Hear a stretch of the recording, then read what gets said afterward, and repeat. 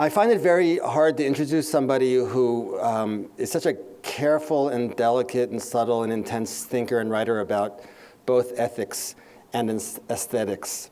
So instead of saying more, I'm just going to read a few words from his Jefferson lecture. This also allows me to ventriloquize him and almost feel like I have written these words, which is a fantasy. That's fun. In the talk yesterday, in the conversation, some words that came up were economic hardship and sustainability, affection in particular, and the phrase the wholeheartedness of language. Wendell said this about the imagination in his Jefferson speech. He said, "The term imagination is what I take to be in its truest sense. To be its truest sense refers to a mental faculty that some people have used and thought about with the utmost seriousness. The sense of the verb to imagine contains the full richness of the verb to see. To imagine is to see most clearly, familiarly, and understandingly with the eyes, but also to see inwardly with the mind's eye. It is to see not passively, but with a force of vision, and even with visionary force. To take it seriously, we must give up at once any notion that imagination is disconnected from reality or truth or knowledge. It has nothing to do either with clever imitation of appearances or with dreaming up. It does not depend upon one's attitude or point of view, but grasps securely the qualities of things seen or envisioned. I will say from my own belief and experience, the imagination thrives on contact, on tangible connection." And then finally, a list of words. Truth, nature, imagination, affection, love, hope, beauty, joy. Those words are hard to keep still within definitions. They make the dictionary hum like a beehive. But in such words, in their resonance, within their histories, and in their associations with one another, we find our indispensable humanity, without which we are lost and in danger. Some of the conversation yesterday took a dark turn, but it's words like this that allow us to be hopeful, that somebody's thinking about what some think is a present moment of crisis and emergency. And Wendell cautioned that we be patient in that emergency. So with that, I'll have Wendell come up, and he'll be reading a few things to us in different genres, and we'll leave time afterwards for questions and responses to what I take will be some controversial remarks. Thank you.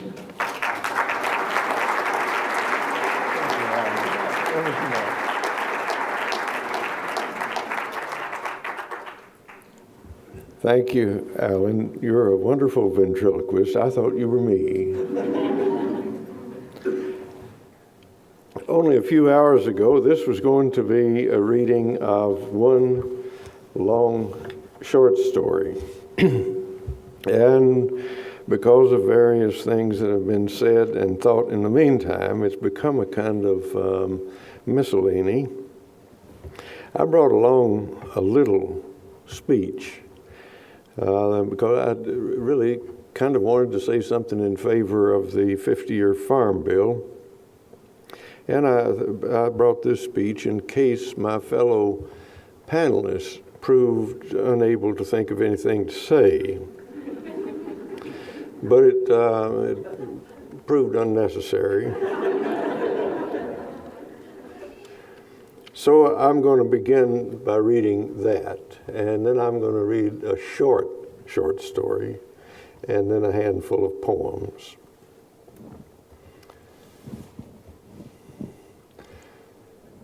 The uplands of my home country in north central Kentucky are sloping and easily eroded, dependent for safekeeping upon year-round cover of perennial plants. Its best agricultural use is for the production of grazing animals, most of the land in pastures and hayfields, and perhaps 5 to 10% plowed and row-cropped in any year. This was the practice of the best farmers of that country 50 or 60 years ago. The land husbandry there, as elsewhere, has been in decline since the end of World War II, as agriculture has become more and more industrial, and more of the farming people have taken urban jobs or moved away. But recently, and almost suddenly, as ethanol production has driven up the price of grain, our fragile uplands have been invaded by corn and soybeans.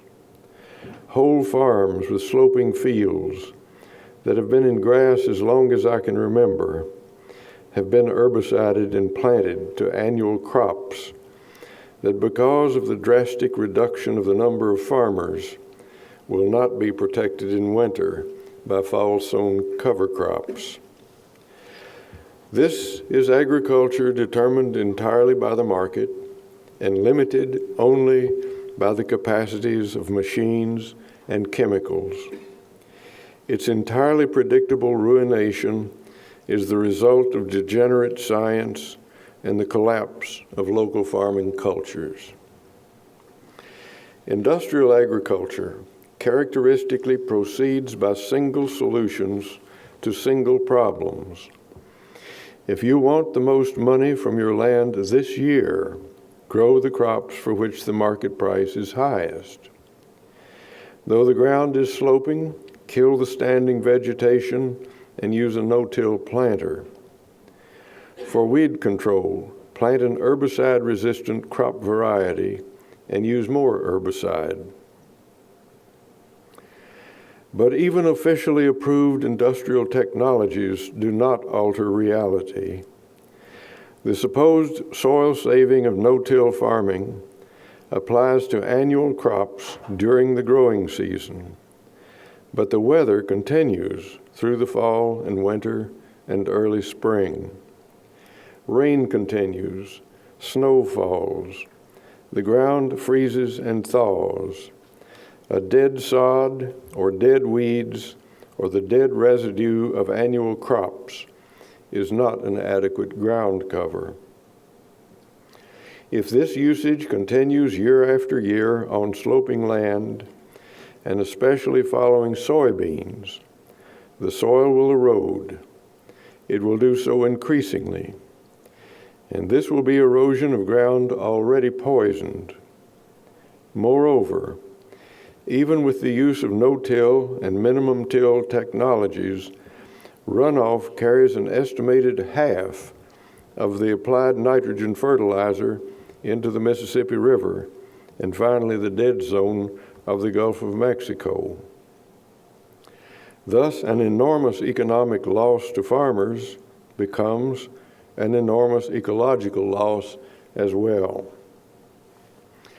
The industrial providers of single solutions assume that the agricultural structure of a country, a region, or a farm can be built piecemeal of disparate single parts, not necessarily or even probably fitting to either the other parts or the farm or the local ecosystem, and yet ultimately resolving into a coherent, sensible, even a sustainable pattern by the disposition of the market.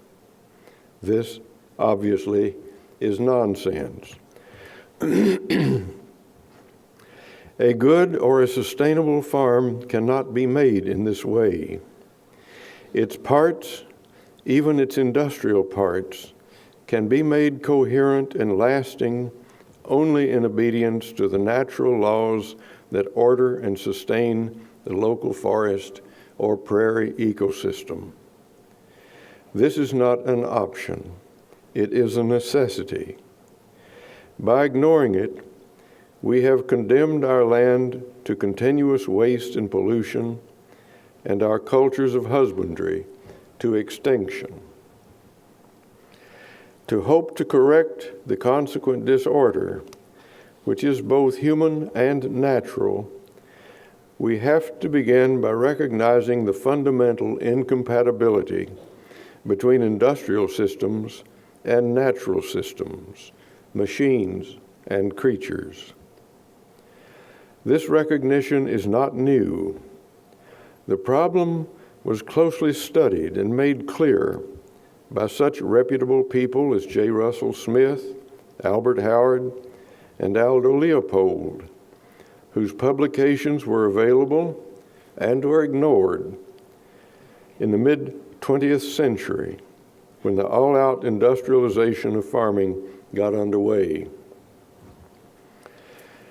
I have now described the need for a farm bill that makes sense of and for agriculture, not the fiscal and political sense of agriculture, as in the customary 5-year farm bills, but the ecological sense, without which agricultural sense cannot be made, and without which agriculture cannot be made sustainable.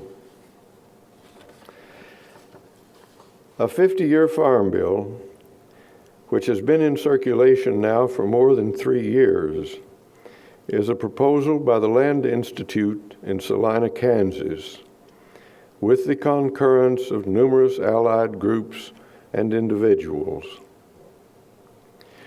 This bill addresses the most urgent problems of our dominant way of agriculture: soil erosion, toxic pollution of soil and water, loss of biodiversity, the destruction of farming communities and cultures.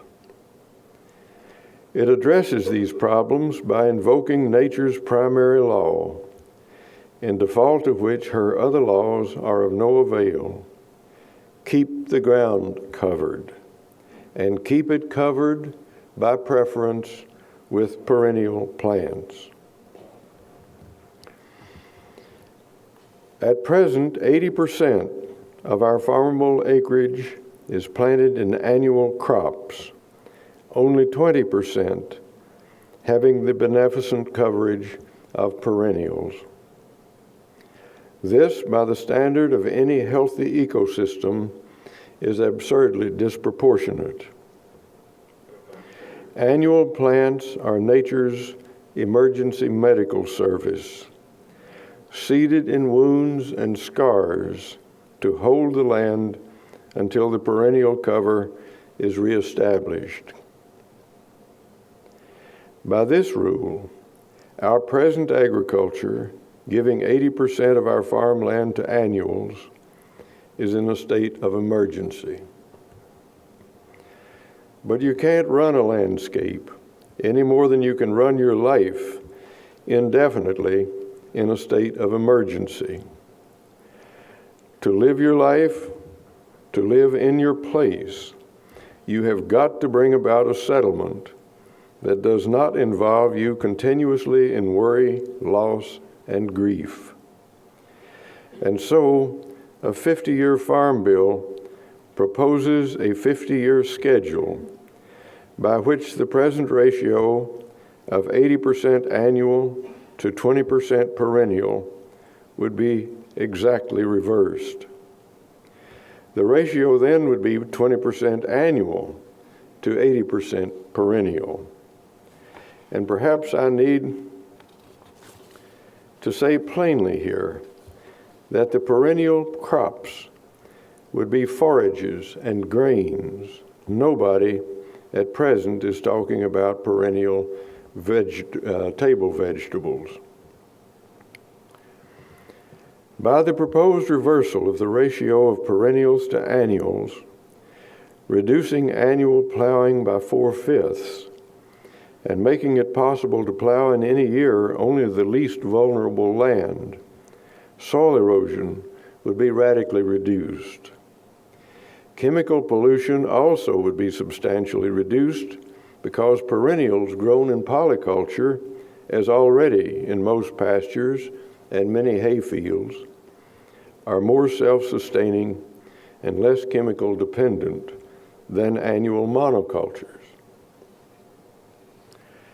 This proposed great change would involve many smaller changes, all of which cannot be foreseen, let alone discussed in a short speech. I would like to enlarge upon just one of its implications.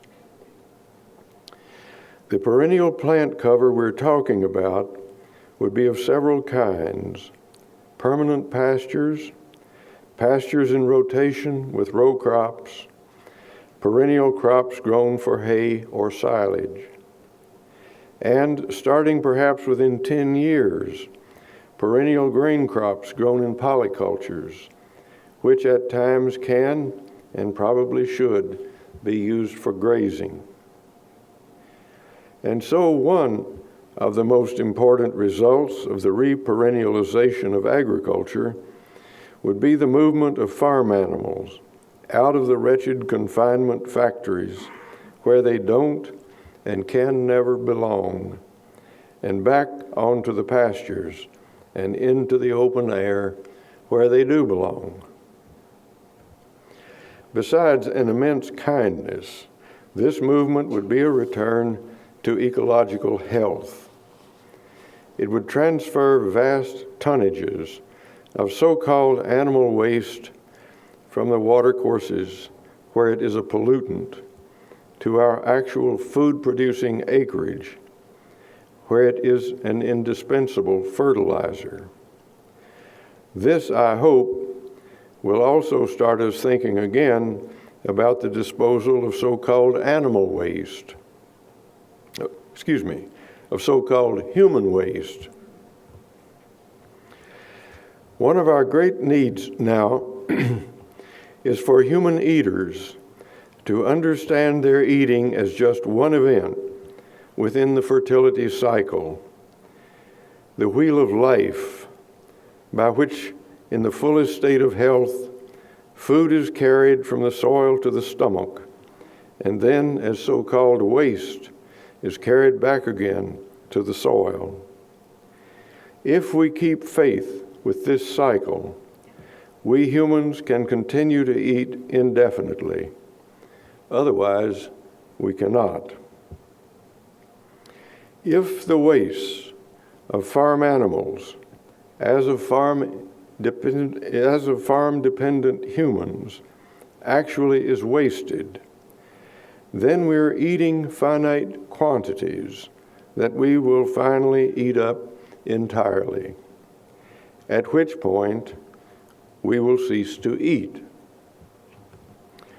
The fertility cycle is a cycle entirely of living creatures passing again and again through birth, growth, maturity, death, and decay.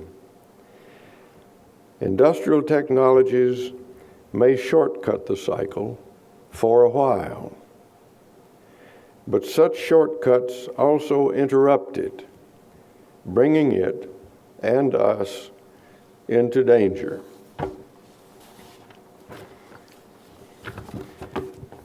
Now that's the kind of politicking I've been doing for years.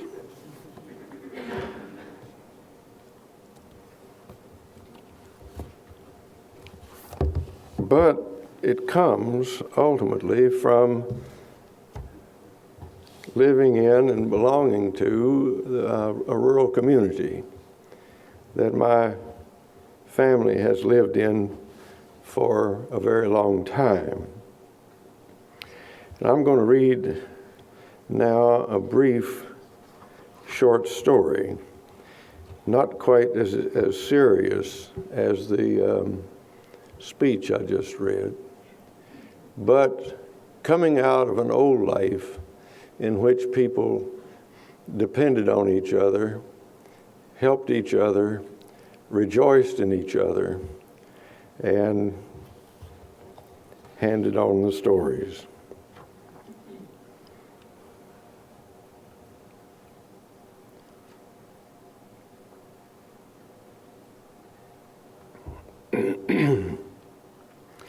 This is called Down in the Valley Where the Green Grass Grows, and it's set in the year 1930, when those old communities were still intact. You would think a fellow whose paunch was bigger than his ass would take the precaution of underdrawers.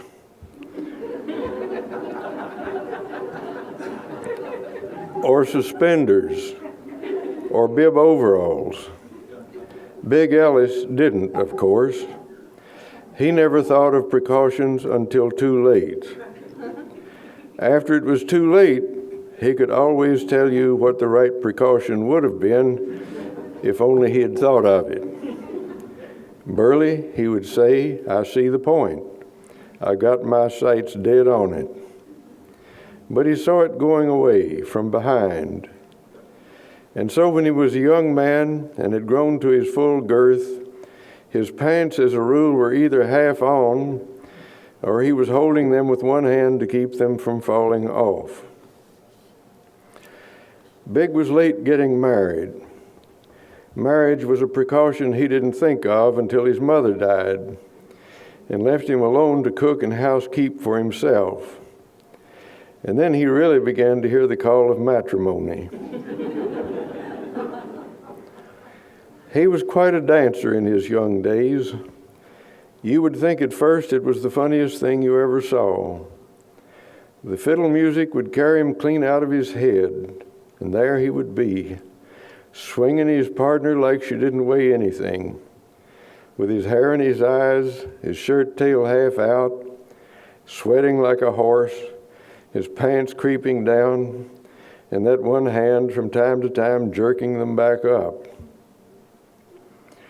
But if you paid attention to him, you would soon see that he really was a dancer. He was a smooth mover, a big man, but light on his feet. His feet had ways of going about their business as if he himself didn't know what they were up to. They were answering the music, you see, and not just the caller. He could really step it off. He could cut a shine. He did all right in his socializing until he got his eye set on a girl, and then he would get shy and awkward and tongue-tied. He would figure then that he needed to get her cornered in some clever and mannerly way that would be beyond his abilities. And he would come up with some of the damnedest, longest way around schemes such as nobody ever thought of before and were always well worth knowing about. He edged up to a girl one time at the 4th of July and said, "I know a girl's about the prettiest thing ever I looked at," and was struck dumb when she said, "Who?" He wrote one a love letter in his outrageous pencil writing and signed it, "A Friend." He brought one a live big catfish and held it out to her like it was gold-plated and never offered so much as to skin it. Those times, I have to say, he was not very serious. What he had in his mind then was sport, as you might call it. When he began to shine up to Annie Mae Cordell with the honorable intention of marrying her if she would have him, he outdid himself for judgment. She was about as near the right match for him as he could have found. But he went about the business as perfectly hind-end foremost as you would have expected. For a while he just hung around her every time he got a chance, looking as big-eyed and solemn as a dying calf. If she looked at him or said anything to him, he turned red and grinned with more teeth than a handsaw and hitched up his pants with both hands. After he got his crop sold that winter, Big did what he usually would do. He took it in his head to trade off the team of mules he already had, maybe adding a few dollars to boot, for a better team. He always thought he got a good deal on a better team, and that was why he never in his life owned a team that was better than passable. In fact, he was too big-hearted and generous, especially if he'd had a drink or two, to be any account at all as a trader. Somebody always took his old team and his money, and he wound up with a team just a teensy bit better or worse than what he had before. And so, of course, he was always wanting to trade. By springtime, sure enough, he had his new team, a rabbity pair of 3-year-old red mules, not above 15 hands, Dick and Buck. They sort of matched, and he was proud of them, though they were not hardly what you would call well broke. The weather got warm. We needed rain, and then we got a showery day that was about what the doctor ordered and made us feel good. The next day it fared up. The ground being too wet to work and the day fine, I walked over to Biggs to see what I could put him up to. He was a good one to wander about with on such a day. He was a good companion, always ready for whatever you needed him for. I thought we might drop down to the river and fish a while, maybe. But when I got to his place, he was hitching his new team to the sled. He was going to take a bunch of broken tools to the blacksmith shop in town to get them fixed. It was never any trouble at Biggs to find broken tools, which wasn't because he worked all that hard. He just used things hard, or he used them for purposes they weren't meant for. He treated the wood the same as steel. He had piled onto the sled a plow with a broken handle, a hoe with a broken handle, a grubbing hoe with no handle, a broken doubletree, and other such, too big a load to take in his old car. "Why don't you use the wagon?" I said. "Oh," he said, "I forgot. Here, hold the lines a minute." He went into the wagon shed and came back rolling a wagon wheel with 2 broken spokes. So there was nothing for it but the sled, which wasn't the best vehicle on a gravel road, and with no tongue, behind a team the least bit touches. And especially that little buck mule, if I had pegged him right, was just waiting for a good reason to demonstrate his speed. He was the reason Big asked me to hold the lines while he went to get the wagon wheel. Big had left himself a place to stand in amongst the load. I made myself a place and turned up a 5-gallon bucket to sit on. Big told the mules to come up, gave the lines a little flip, and we started off with pretty much of a jerk. When we hit the gravel, which we would be on all the way to town, you could see that both mules became deeply concerned. They got into a little jiggling trot and backed their ears so as not to miss anything that might be gaining on them. And the runners did screech and batter, something awful. But Big was stout enough to hold them and 2 more like them, if his old lines and bridles held together. Just looking at the back of him, I could see how pleased he was with his team, showing spirit the way they were. And they were matched, you know. To some people, and Big was one, a bad team that matches is better than a good team that don't. So we went stepping pretty lively into Port William. I unloaded the sled at the blacksmith shop while Big kept hold of the lines, and then we started back. There was no chance of loafing a while in town, for the mules couldn't be trusted to stand tied. One backfire from somebody's automobile, and they might have disappeared off like 2 mosquitoes. But when we got to the mouth of our lane, Big drove right on by. I saw then what he had on his mind. His real business for that morning wasn't to take a bunch of broken tools to town. He was going on out by the Cordell's place. If Annie Mae was where she could see, she was going to have the benefit of a look at that well-matched, high-spirited team of mules, and of old Big standing there holding the lines, calm as George Washington, everything under control. The trouble was, by the time we were closing in on the Cordell's, after the extra mile or so, the mules had lost their fine edge. They had worn down to a civilized manner of doing business. They were walking along, nodding their heads and letting their ears wag like a seasoned team. Looked like they both together didn't have an ounce of drama left in them. And the large impression Big was wanting to make had fallen by the wayside. So, without making a sudden motion, I got on my knees and skimmed up a rock about the size of a pocket watch and settled back onto my bucket. Big, among other things, was a lucky creature. For when we came in sight of the Cordell's house, down in the pretty little swale where their farm was, there was Annie Mae, sure enough, looking sweet as a rose, right out on the front porch. She was churning, working the dasher up and down at a steady gait. She looked patient, gazing off at the sky. Maybe the butter was slow to come, and she had been at it a while. I was wanting to help Big all I could, of course. I waited until I was sure Annie Mae had seen us coming, until we could almost hear the dasher chugging in the churn. And then I shied that little rock almost under the buck mule's tail, where he felt it the most. He lost no time in taking offense. He clamped his tail down and humped up in the back, which notified the dick mule that the end of the world was at hand. They shot off both at once like their tails were afire. I swear I had no idea I was going to need a handhold as quick as I did. Just as I was starting off backwards off of my bucket, I grabbed a double handful of Big's pants and down they came.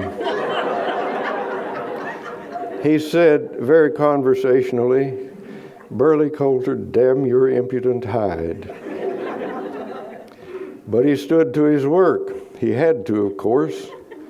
He made the drive past the Cordles as magnificent as you please, proudly and calmly in control of his spirited team that was plunging on the bits, with his pants down around his ankles and his shirt tail flying out behind. As we went past, I glanced up at Annie Mae, and so help me Jesus, she was smiling and waving. A good-hearted, patient, forgiving, well-fleshed girl, just right for Big. Well, old Big did keep his team in hand. He never let them out of a short lope. Pretty soon he stopped them and got his pants up back more or less where they belonged and took the long way home so he wouldn't have to pass the Cordles again. He never looked at me or said a word. He wasn't speaking. But when we finally got back to his place and had put away the mules, which were a good deal better broke by then, I felt obliged to have a serious talk with him. "Big," I said, "you're going to have to ask that woman to marry you after you've done showed yourself to her the way you have." You couldn't beat him for good nature. He just grinned, clean back to his ears. He said, "All right, I reckon I will." So he was speaking to me again, and afterwards he told me all about it. He was giggling, red in the face, and absolutely tickled almost to death. He gave up all his clever notions about courting and was forthright. When he saw Annie Mae in town next time, he said, "Come here, I want to talk to you." She followed him out of earshot of the other people, and he said, "Well, you've done had a look at my private life. Don't you reckon me and you ought to get married?" She looked straight back at him and laughed. She laughed right into his face like the good old gal she was. She said, I would like to know why not."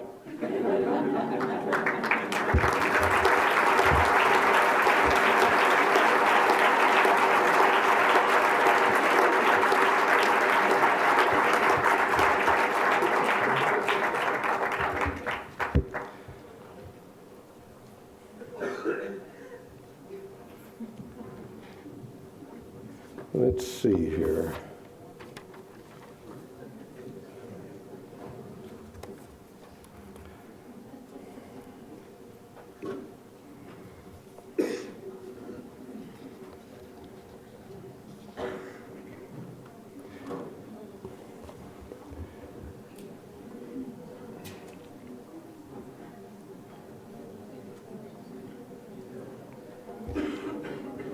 I think after that,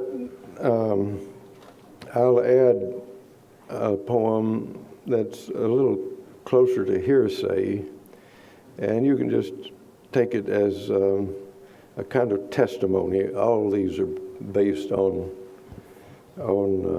things picked up around home. It's called Men Untrained to Comfort. And it gives an idea of how hard people used to work. Jason Needley found his father, old Ab, at work at the age of 80 in the topmost tier of the barn. "Come down," Jason called. "You got no business up there at your age." And his father descended, not by a ladder, there being none, but by inserting his fingers into the cracks between boards and climbing down the wall. And when he was young, and some account and strong, and knew nothing of weariness, old man Milt Wright, back in the days they called him Steady, carried the Rastus plow on his shoulder up the high hill to his tobacco patch. So, when they got there, his mule would be fresh, unsweated, and ready to go.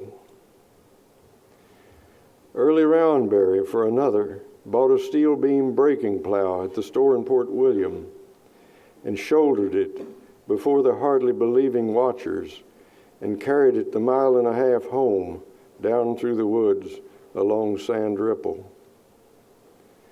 But the tiredest my daddy ever got, his son Art told me one day, was when he carried 50 rabbits and a big possum in a sack on his back up onto the point yonder and out the ridge to town to sell them at the store.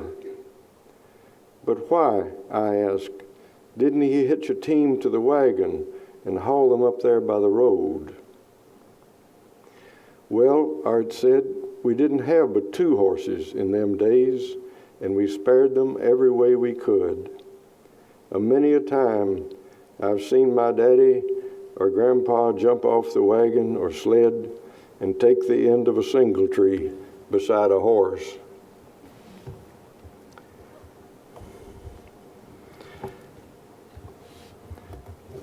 But I wanted to begin. Counterpoint Press recently favored me by publishing this large book of it's called New Collected Poems. And to tell you the truth, it didn't interest me much, but there are a couple of poems in here that sort of mark realizations about what I was doing and what I was expected to do. This is a poem from fairly early in my life, after my family and I had settled in the place where we still live, and in a place I'd known all my life before that. It's called The Sycamore, for Harry Caudle.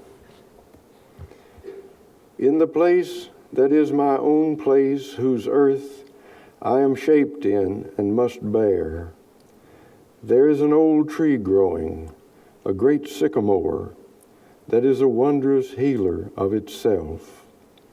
Fences have been tied to it, nails driven into it, hacks and whittles cut into it. The lightning has burnt it. There is no year it has flourished in that has not harmed it. There is a hollow in it that is its death, though its living brims whitely at the lip of the darkness and flows outward. Over all its scars has come the seamless white of the bark. It bears the gnarls of its history healed over. It has risen to a strange perfection in the warp and bending of its long growth. It has gathered all accidents into its purpose. It has become the intention and radiance of its dark fate. It is a fact, sublime, mystical, and unassailable. In all the country, there is no other like it. I recognize in it a principle, an indwelling, the same as itself, and greater, that I would be ruled by. I see that it stands in its place and feeds upon it and is fed upon and is native and maker. Now that poem has a sequel that surprised me. I have a neighbor who I think had never read a poem in his life, but somebody showed him that poem. And an old tree that stood on my place, pretty much this tree, call it this tree if you want to, was struck by lightning and had begun to die and was standing right over our barn. And if it had blown down on the barn, there wouldn't have been much barn left, and no tree either, of course. And so my neighbor, who knew this poem, swiped a piece of the old tree after it had been cut down. I didn't know he had it, but he's a good workman with wood. And one day he handed me this beautifully made little wooden box, just so big. And he had incised on the inside of the lid from the poem tree. So what I take from that story is if you wait long enough, good things happen.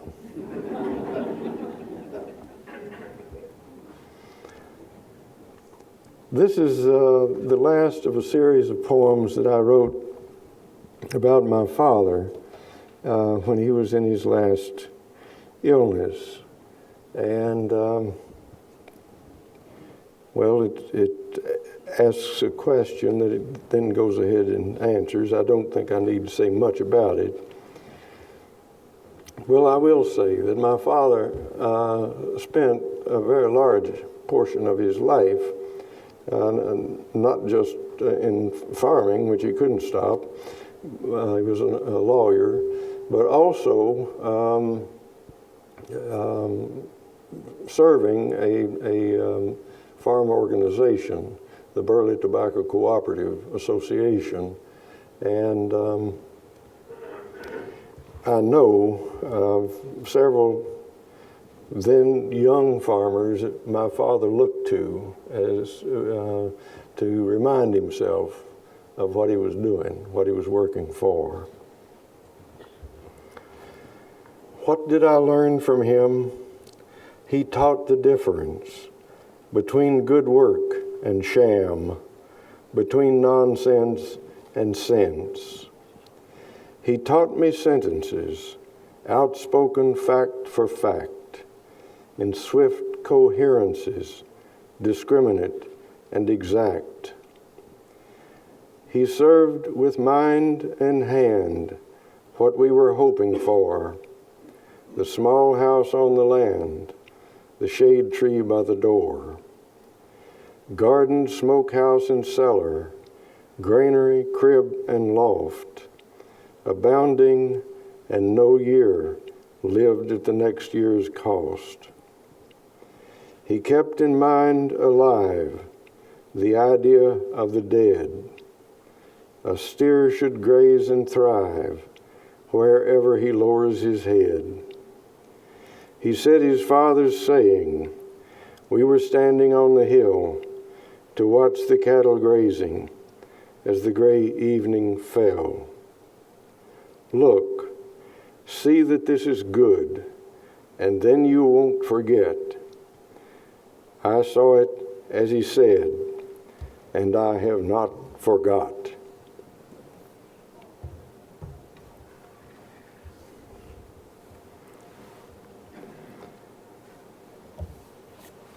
Well, I've had a lot of good fortune in friendships.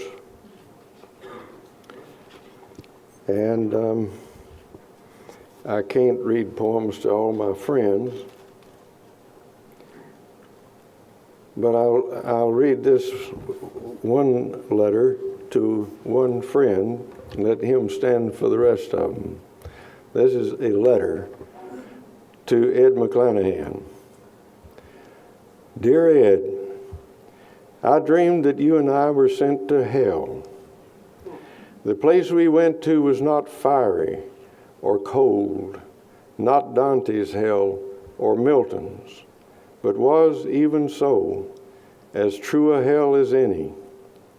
It was a place unalterably public, in which crowds of people were rushing in weary frenzy this way and that, as when classes change in a university or at quitting time in a city street, except that this place was wider far than we could see, and the crowd as large as the place. In that crowd, everyone was alone. Everyone was hurrying.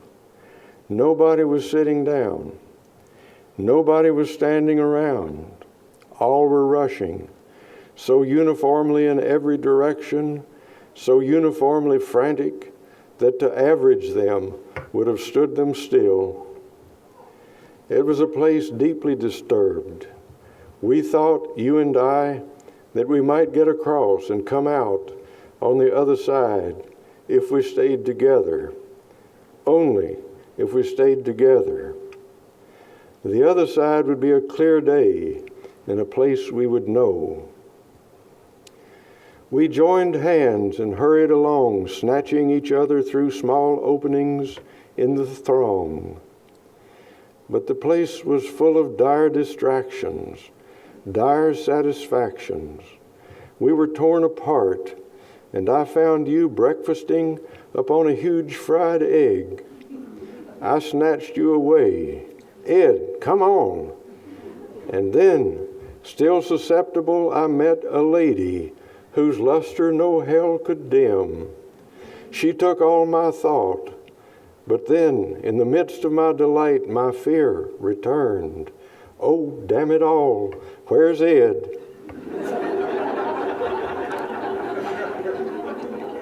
I fled, searching, and found you again. We went on together. How this ended, I do not know. I woke before it could end. But old friend, I want to tell you how fine it was, what a durable nucleus of joy it gave my fright to force that horrid way with you. How heavenly, let us say, in spite of hell. P.S. Do you want to know why you were distracted by an egg and I by a beautiful lady? That's hell.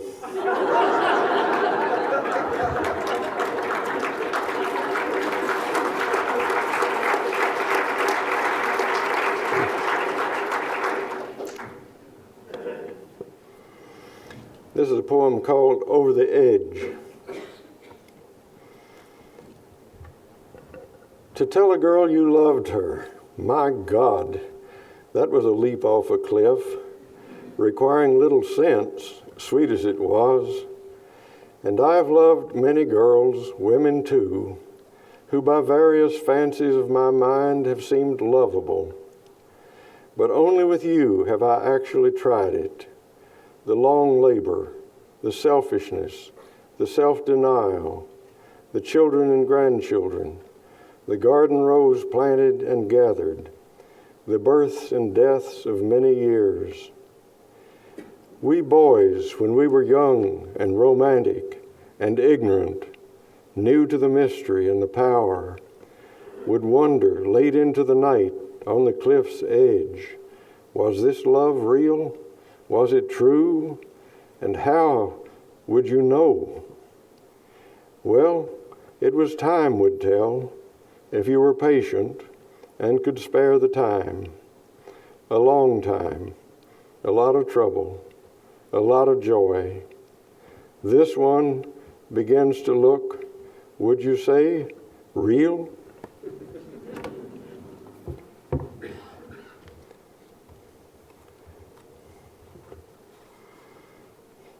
And then just to, as a kind of reminder of the succession of the generations, this is one of a long series of poems I've been writing for years called Sabbaths. It doesn't have a title. My young grandson rides with me as I mow the day's first swath of the hillside pasture, and then he rambles the woods beyond the field's edge, emerging from the trees to wave, and I wave back, remembering that I too once played at a field's edge and waved to an old workman who went mowing by, waving back to me as he passed.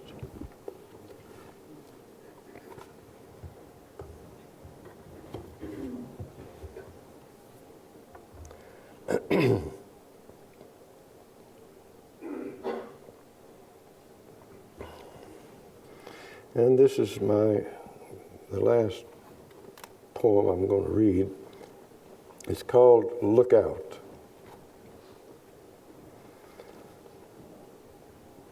Come to the window, look out and see the valley turning green in remembrance of all springs past and to come, the woods perfecting with immortal patience the leaves that are the work of all of time, the sycamore whose white limbs shed the history of a man's life with their old bark, the river under the morning's breath quivering like the touched skin of a horse, and you will see also the shadow cast upon it by fire, the war that lights its way by burning the earth.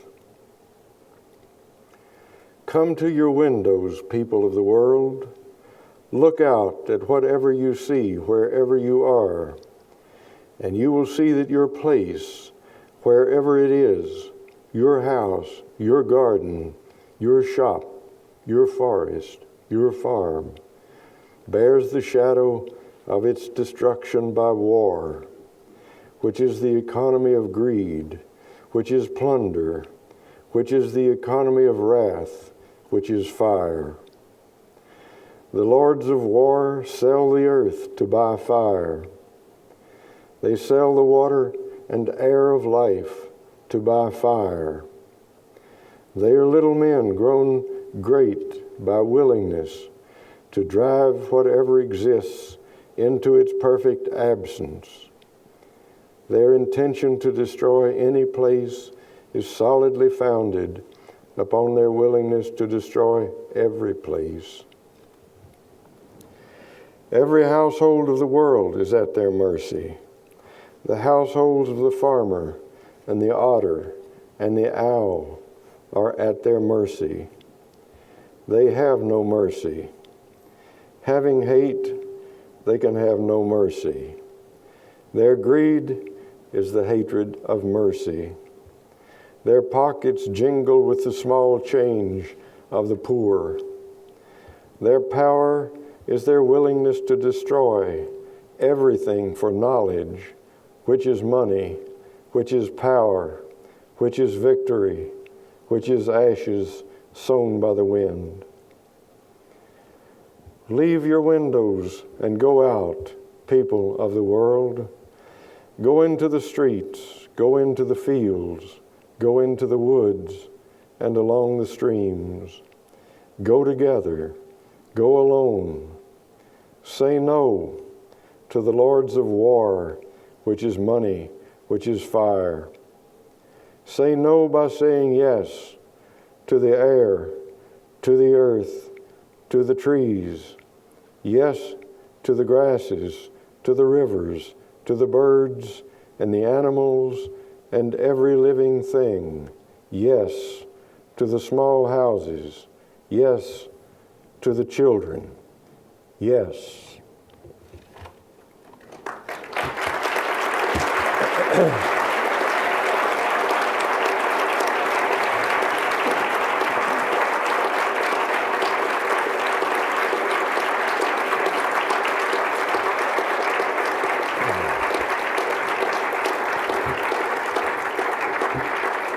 Now, I said I would respond to questions, didn't I? I didn't say answer.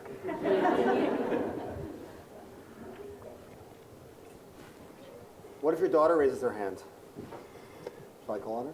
Over there? Just try to be concise so we have more people who can... Yeah. Okay. Sorry to be relentless, but based upon your recommendation of a 50-year farm bill, I have to return to our discussion from last night. And when we asked what was the most effective approach to changing this broken system of agriculture and returning to a more to small farms and agroecological practices. And I thought about this all night long, and I'm going to try to make this a question. But it seems it has to be multi-pronged. So I'm going to lead the witness here a little bit and see if you agree. But it seems like we have to address the root cause. We can't keep this addressing piecemeal approach to this pesticide here and that antibiotic in feed there, because they just come up with new ones. Mm-hmm. It has to... We need to change the farm bill so that it doesn't... So we eliminate corporate welfare for industrial agriculture and reward the small farmer and foster these practices. But I think as you said last night, we also need to lead by example, and we have to, in the face of all these obstacles, continue the development of small farms and show how we can heal the land and our people with this kind of approach. So I guess what I was going to say is, or ask, is the other thing that bothers me is we have so many disparate groups trying to do the same thing, but not always acting with one voice. Such as we have EWG, and we have Food and Water Watch, and we have Food First and Food Democracy Now, and the Wild Farm Alliance, and Alliance, etc. So the question is, how can we have a more present a more unified front and have the people who need to listen, our legislators and the general populace, understand the urgency for change?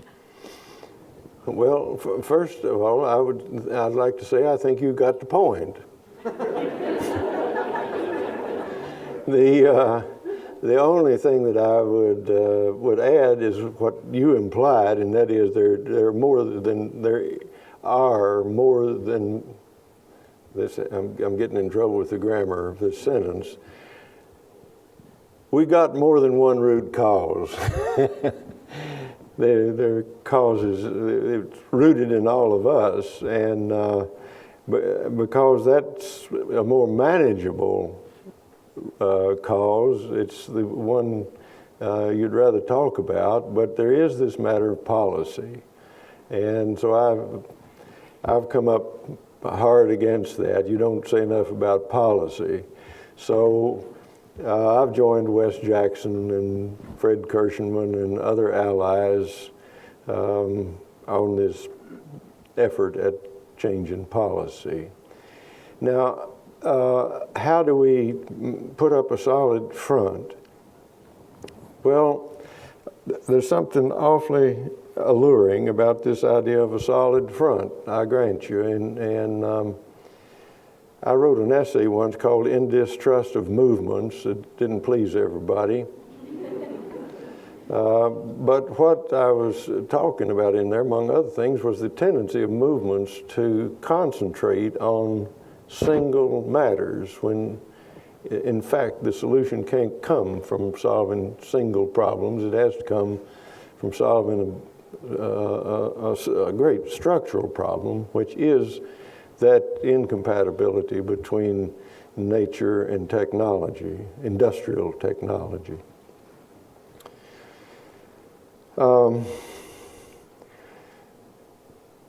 So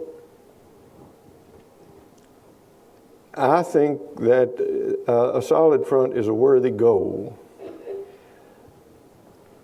but I don't foresee that coming easily.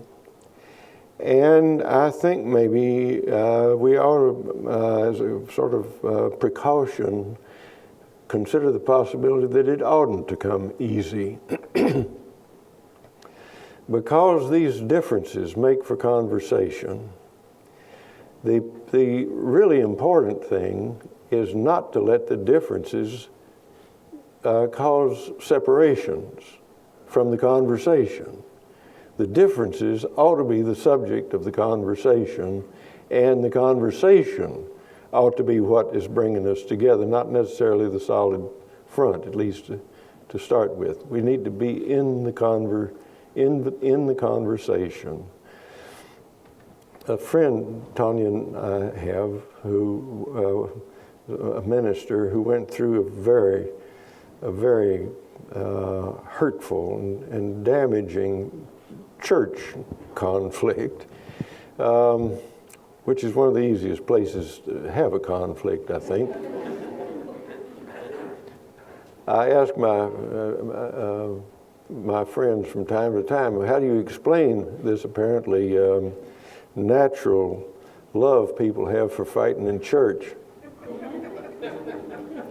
But anyhow, he made the point. He says you start out with lots of points of view, and the points of view begin to emphasize their differences, and the rhetoric elevates, and the end product is not many points of view, but 2 points of view that are opposed to each other and that hate each other.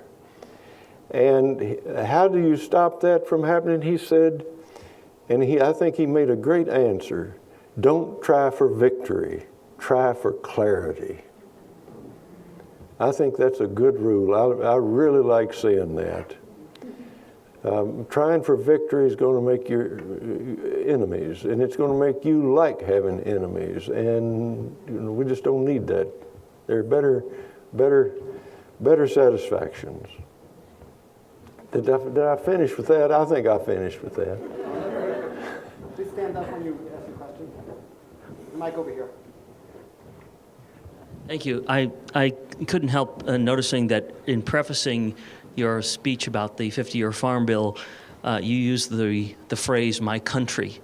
And of course, it had a very different sense than the national political one. It had a very local sense to it. And there was a clear feeling of affection for the locality and the specialness of place. And I was initially going to ask you to comment on how one might draw that out more so in the kind of world in which we live, but what you've just said now makes me want to ask a different or an additional question, and that is, how would you keep the affection and allegiance to my country in the sense of locality from becoming the basis for a fierce sort of protectionism of special and local interests? A version of fighting in church, except it's I got you. Counties. Yeah. Well, I thought a lot about saying my country. But I didn't mean my country 'tis of thee, that sense of it. I meant my locality. And I thought about saying region, even my neck of the woods. You could do that.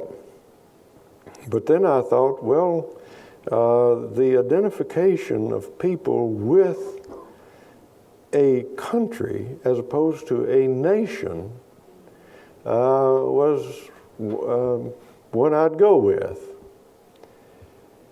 Because for most of us, nation and country are synonyms. And I'm getting around to wanting to say that if you don't take care of the country, the nation is going to destroy it. This national financial system that we call an economy, falsely called an economy. But I see what you're talking about too. You're talking about village warfare. And and it can start in the basketball game. We know that. And so, I can't give a definitive answer to that problem you've raised. I'm fully aware of it, and all I can say is that I think we humans need to be courageous and frank about this. We're dangerous. We're dangerous to each other when we're dependent on each other, and that this is a strange paradox, and there's a world of suffering in it. How could we how could we be so opposed to one another when we are so clearly dependent and in need of one another? So we live with those things, and we do the best we can. Best I can. That's my best shot. Somebody in the middle there.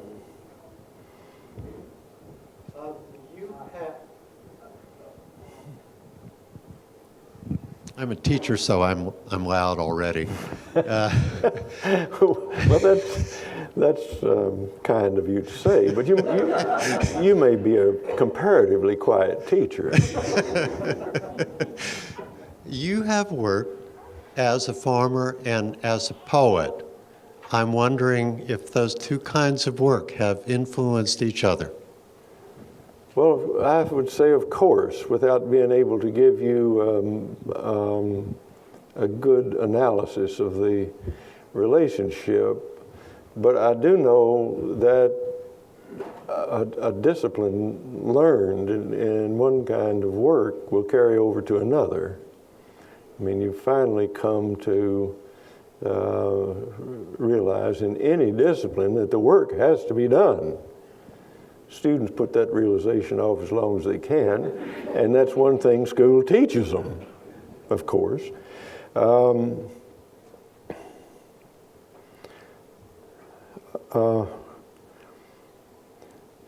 Well, you know, writers talk about writer's block. I don't know whether painters talk about painter's block or not, but every time I ever hear people talk about writer's block, I always think, did I ever hear of dairyman's block?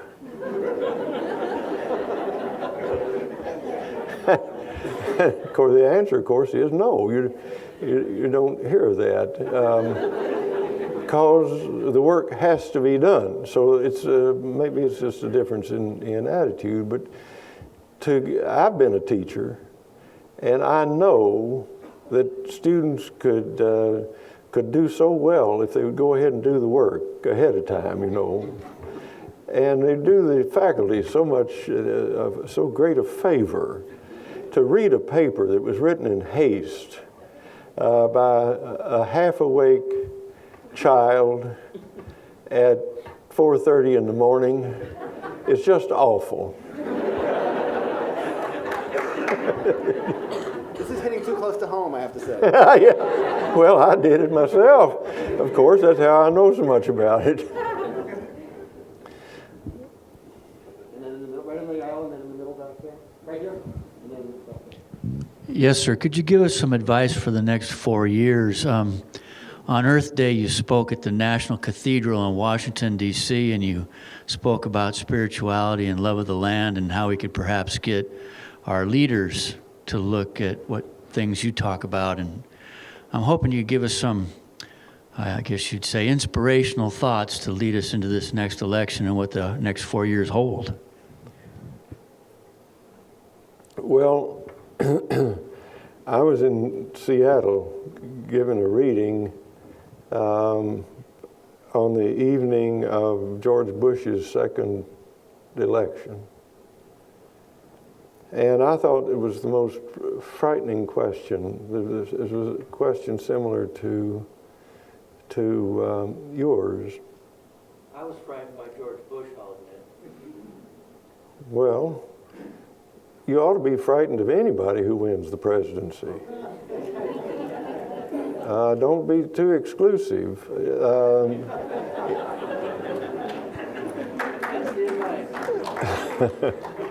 But the worst thing that could happen is that this country would continue and to develop its hatreds, its political hatreds. The great thing the awful thing that's happened to us is that we've politicized too much, too many things. Sex, religion, all that stuff is heading to be politicized. And some things ought to be left out of politics.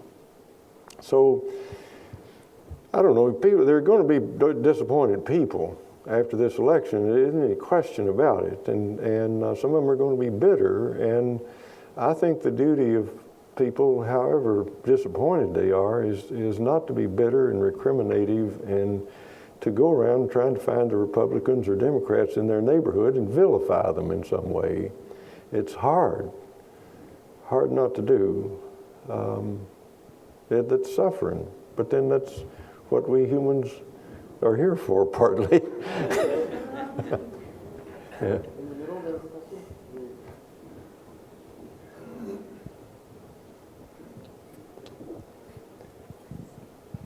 Thank you for being with us tonight. I was wondering how you spend your time these days, what you're working on, and how you balance your time between the farming and the writing.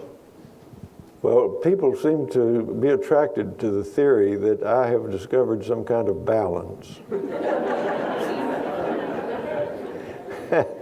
And I haven't. There's a good bit of struggle and misfitting in my life, and sometimes I'm pursued through days by the really difficult knowledge that I can't do anything without neglecting something else that ought also to be done at the same time. And this is as far as you can get from balance. It's a struggle, and it's acceptable to me on those terms mostly. Sometimes I'm awful full of self-pity. A couple more? Yeah. Go ahead. This isn't a question about policy, but this is a request for a poem. As a coda, as the last thing after the last question, would you be willing to read a poem for us called The Wild Rose? The Wild Rose. Your Wild Rose poem? Wild Rose? Oh, yes, I'll do that. That would be a nice coda to go out on, I think. If you agree, I would love that. All right. Thank you. All right, I'll find it, and you tell me now when the time's come to read it, and I'll do it. Okay. We'll have a couple more questions, and then we'll go to the poem. How about that? I don't know. I see a green jacket. And then over there. I was at the conversation last night and today, and I noticed that the topics we're discussing are very somber often. And I was wondering if you think of yourself as an optimist or a realist or something else entirely, and if you think it matters the way we approach these conversations. Well, you'd rather not fool yourself, so you shouldn't be an optimist.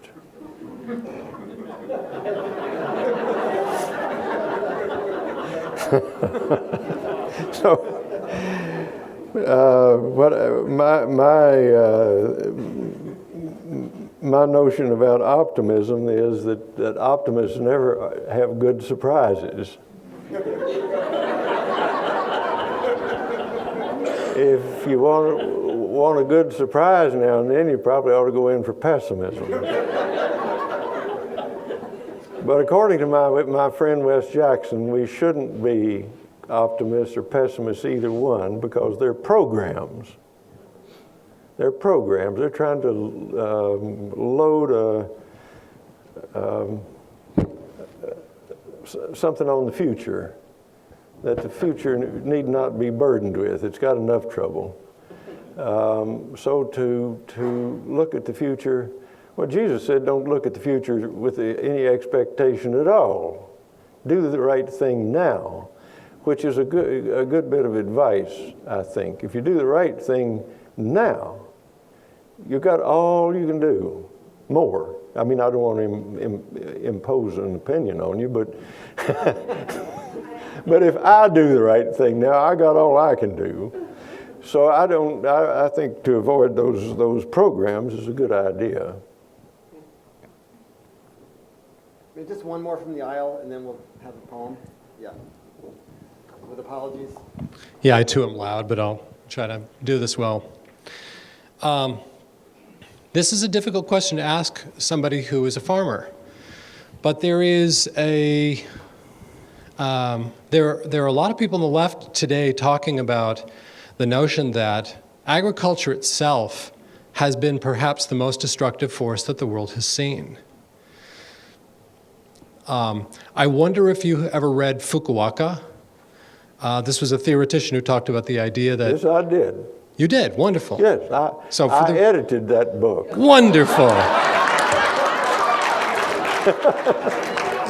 So, well led. So, if you would, how dangerous do you think agriculture is? What if we walked way backward? What would that be about populations? What would life look like? Well, I don't know what life would look like, but Wes Jackson used to say that I was talking about the problems in agriculture, and he was talking about the problem of agriculture. And pretty much I agree with him. I've come more and more to agree with him. The problem of agriculture was essentially a problem of growing annuals, scratching the ground, uncovering the ground. And so the 50-year Farm Bill is an attempt, as I said, by way of the law of nature, keep the ground covered. Seems to me to be the only way we can answer that problem. Well, the only other way to answer it is for all of us just to agree to stop eating, which most of us would not agree to do. So, yeah, I think people are right. Wes says it's a 10,000-year-old mistake. And, but you can find fairly good examples of it where peoples have learned. One of the foundation books of the, what I guess we could call the alternative agriculture movement was Farmers of 40 Centuries by F.H. King. And that book ought to be consulted. There are other books of anthropology and so on that can be consulted. The important place to look for answers, I think, is at people who've, in the Himalayas, in the Himalayan mountains, for instance, or the Bushmen who live in the desert, people who live with their ecological limits clearly in sight, have solved these problems, sometimes at least. And I know from what I've read that they have. They've solved, among other things, the so-called population problem, and not always to our taste. But it's like all the questions tonight, this calls for a mixed answer. Well, maybe this and maybe that, and I'm not sorry, really. I'd hate to be too definite about these mysteries. Would you like to find the poem, or? I found it. You found it. Mm-hmm. I found it. It's a short poem. The Wild Rose, that's the one you asked for. All right. The wild rose, sometimes hidden from me in daily custom and in trust, so that I live by you unaware, as by the beating of my heart. Suddenly you flare in my sight, a wild rose blooming at the edge of thicket, grace and light, where yesterday was only shade. And once more I am blessed, choosing again what I chose before.